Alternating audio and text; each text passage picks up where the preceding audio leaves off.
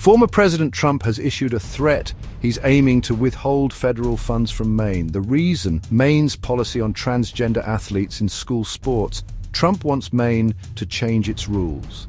Now, here's the catch. It's unclear if Trump can actually do this. The Constitution gives Congress the power over money. That means Congress decides how federal funds are spent.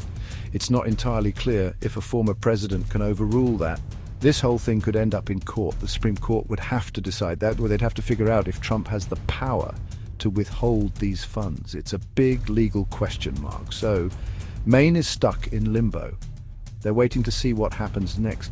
Will the money disappear? Will the courts step in? Stay tuned.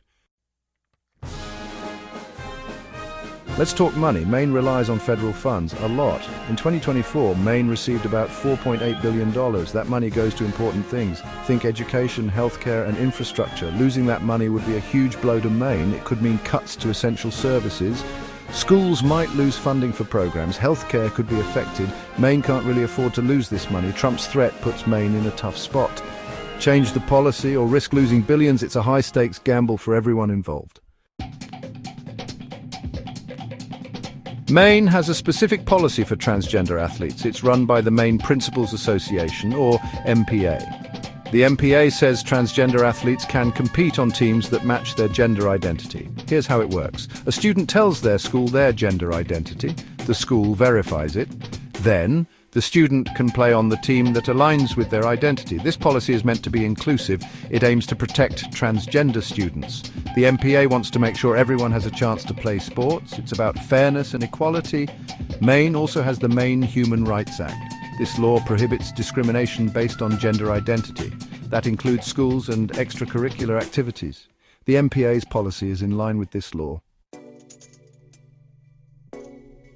Maine isn't alone in this. The rules around transgender athletes vary across the US. Some states have bans in place. They don't allow transgender girls to compete on girls' teams. Other states are more open. They have policies similar to Maine's. It's a mixed bag across the country. There's no national consensus on this issue. Even the NCAA, the college sports organization, is navigating this. They recently changed their policy.